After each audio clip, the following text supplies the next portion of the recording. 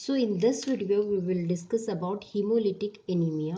Hemolytic anemia is the destruction of RBCs before their lifespan is over. That is the anemia due to premature destruction of RBCs. RBCs lifespan is 120 days. So any destruction of RBCs before 120 days of their lifespan, that is called hemolytic anemia. So this erythrocytes or the RBCs, these are produced in the bone marrow. From the bone marrow to enter into the blood vessels. So any destruction of RBCs within the blood vessel, that is called as intravascular intravascular destruction of RBCs, that is intravascular hemolysis. And any destruction of RBCs outside the blood vessels like spleen or liver, where the in the spleen where the reticuloendothelial system is residing, so the any destruction of those RBCs in the spleen extravascularly, that's called extravascular hemolysis. So either it is the intravascular hemolysis or the extravascular hemolysis. Both these hemolysis will in turn stimulate the kidney to produce the erythropoietin hormone. Okay, so this erythropoietin in turn will stimulate the bone marrow to produce the RBCs like this. That is, the erythropoietin hormone stimulate the process of erythropoiesis. So erythropoiesis is the production of RBCs. So this process uses the precursors, that is the cells, myeloid progenitor cells are the one which will form the reticulocytes. So the erythropoiesis hormone uses these cells to produce the reticulocytes. Reticulocytes in 3 days are still able to produce the proteins, and after 3 days they enter into the main bloodstream, wherein they get matured into RBCs. So the process of erythropoiesis, it is stimulated by the erythropoietin hormone, which is produced during the because of the lack of the oxygen. Along with the erythropoietin hormone, even the androgens and the thyroid hormones also stimulate the process of erythropoiesis, wherein the reticulocytes after 3 days enter into the blood vessel, wherein they are matured into red blood cells. So these red blood cells are usually anucleated, that there is no nucleus in their cells. Now coming to the intravascular hemolysis, that is the hemolysis that occur into the blood vessel. And then the destruction of RBCs that takes place within the blood vessel, that we discussed already, that is the intravascular hemolysis. Then coming to the extravascular hemolysis, that which occurs into the spleen. As the spleen is having the reticuloendothelial system, the main function of these reticuloendothelial system is having many more macrophages, monocytes. So these macrophages and the monocytes regularly they will be clearing the old and damaged RBCs. That is their process. So during hemolytic anemia, what happens is that the reticuloendothelial system overdrives, that the activity of reticuloendothelial system is increased, and they start destructing more and more of the RBCs. So what happens in this case is that lab findings usually find in hemolytic anemia that more and more destruction of RBCs gives rise to the increase in lactate hydrogenase enzyme. Okay, and then there is also usually a one RBC. Each RBC contains millions of hemoglobin molecule within that. So this hemoglobin molecule during the destruction will be liberated out freely. These hemoglobin molecules releases increased when they are destructed. The hemoglobin free flow in the body will increase the globin level, and then this free heme will be seen in the body. So this increased heme level will cause the increased iron and increased unconjugated bilirubin. These free hemoglobin now should be cleared from the body. So what happens now is that the heptoglobin molecules, these heptoglobin molecules will bind to these free hemoglobin, that is these two hemoglobin. This hemoglobin structure, it is bound to the free heptaglobin. Now this heptaglobin which is bound with the free hemoglobin will be transferred to reticuloendothelial system, wherein they are macrophaged and then cleared from the body. That's how the free hemoglobin is cleared from the body. Because the heptaglobin is binding to the free hemoglobin, that's the reason there will be a the person who is suffering from hemolytic anemia will be having a low level of heptaglobins, which will bind to the free hemoglobin, and then they are finally get cleared. So altogether, in a summary, to say, in hemolytic anemia there will be an increased process of reticuloendothelial system, and then there will be a increased lactate dehydrogenase enzyme, increased globins, and there will be a increased level of iron and unconjugated bilirubin, and also there will be a reduced level of heptaglobin. This is the summary altogether of extravascular hemolysis. Now we'll study the causes for the hemolytic anemia. That can be, the causes can be intravascular or extravascular. So in intravascular hemolysis, what causes this hemolytic anemia?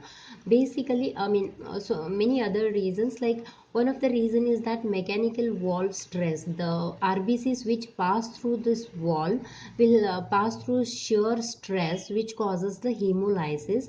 Because of the stress they regularly getting while passing through the valve, they get distracted. That is one of the reasons, that is the mechanical valve shear stress hemolysis.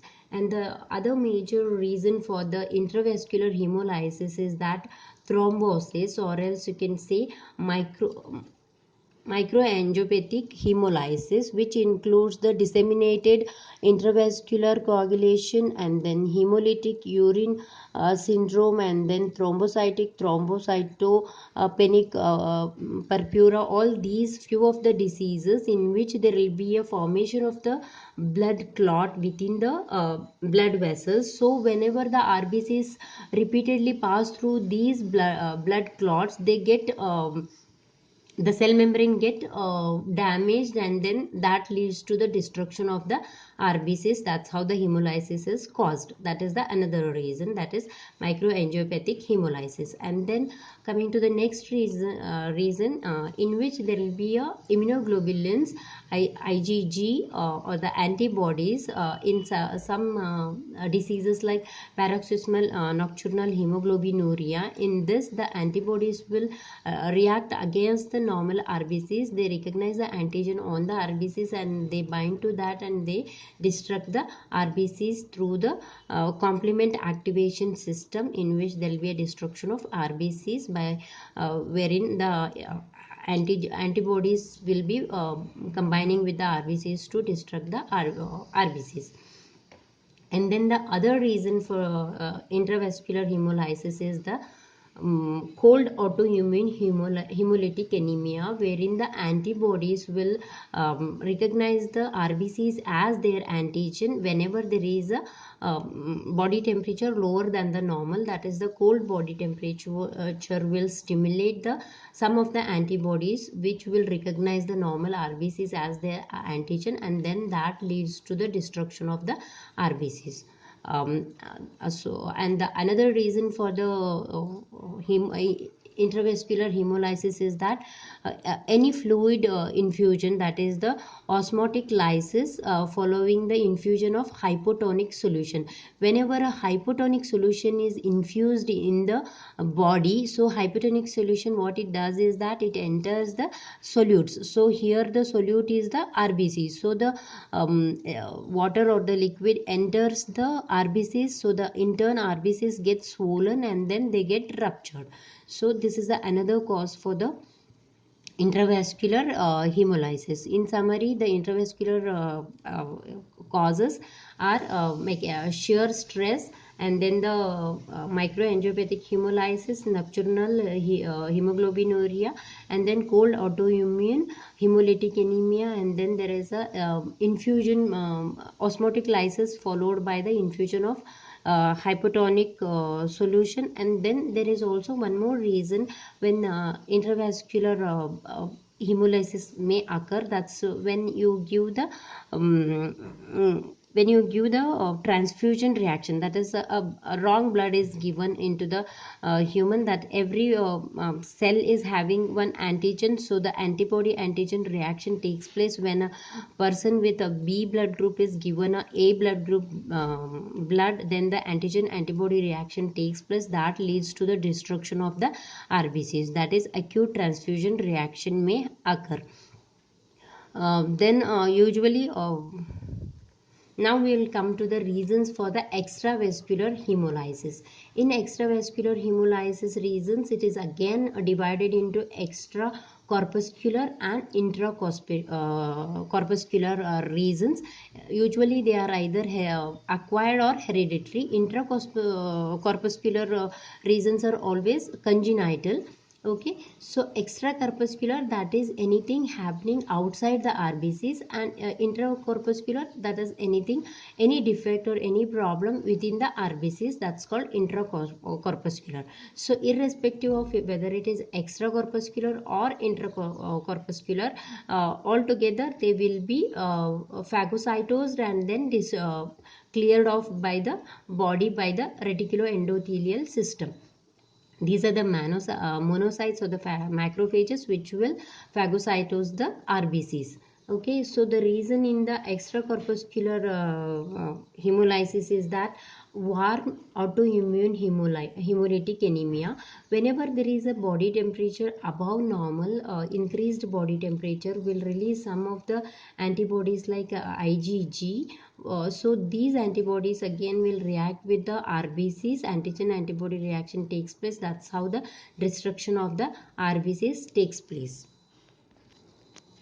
And then other than warm autoimmune hemolytic anemia, there is another reason, that is hypersplenism, where there is a sequestration, and there are splenomegaly also is a reason. And then other thing is that there will be increased activity of monocytes or the macrophages. This is also another reason for the extracorpuscular hemolysis. And then coming to the next reason, that is some of the infections like malaria or Bartonellosis, these parasites will enter the RBCs. So when these parasites will enter the RBCs, so body will treat these. This becomes the abnormal RBCs. So body will treat it as a abnormal cell, and it will start clearing off or destructing the RBCs in the reticuloendothelial system. These are few of the reasons for the extracorpuscular. So coming to the reasons of intracorpuscular congenital hemolysis, reasons usually the hemoglobinopathies, wherein we already said that the RBCs are having millions of hemoglobin, so the proper functioning or the of the hemoglobins is necessary. In some of the cases, there will not be any proper functioning or the proper structure of the hemoglobin, like in sickle cell anemia and thalassemia. So improper hemoglobin or hemoglobinopathies, this will lead to the destruction of the RBCs through the macrophages in the reticuloendothelial system.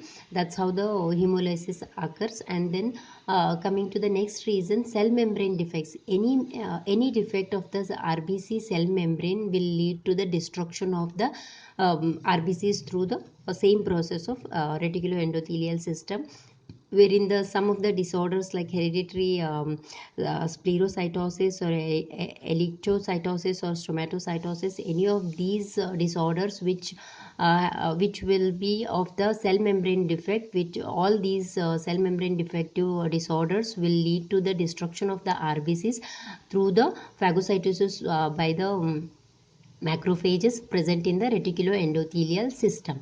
And the other most important reason is the enzyme deficiency, that is especially the G6 enzyme deficiency. So G6P enzyme is required, where like normal anaerobic production of ATPs, that is the from glucose to energy production, that is the ATP production. In this process, the free radicals are usually released, and this G6P enzyme enzyme will inhibit the production of free radicals. So whenever there is a lack of G6P deficiency or the enzyme, this will cause the accumulation of free radicals. That's how the destruction of RBCs takes place again. So this is all about the intracorpuscular and extracorpuscular reasons or the classification of the hemolytic anemia. Some of the complications or the symptoms of this hemolytic anemia are the basic anemic problems like pallor, fatigue, fever, confusion, lightheadedness, dizziness, and other than this, specifically there will be an increased serum and stored iron, and then there will be an increased activity of bone marrow and increased urine and fecal urobilinogen. These are some of the complications that arise due to the hemolytic anemia. And other than that, some other common signs and symptoms of this hemolytic anemia are like you will observe the dark urine and the yellowish of the skin and whiteness of the eyes. That's because of the free release of unconjugated bilirubin. Excess quantity of that causes the jaundice.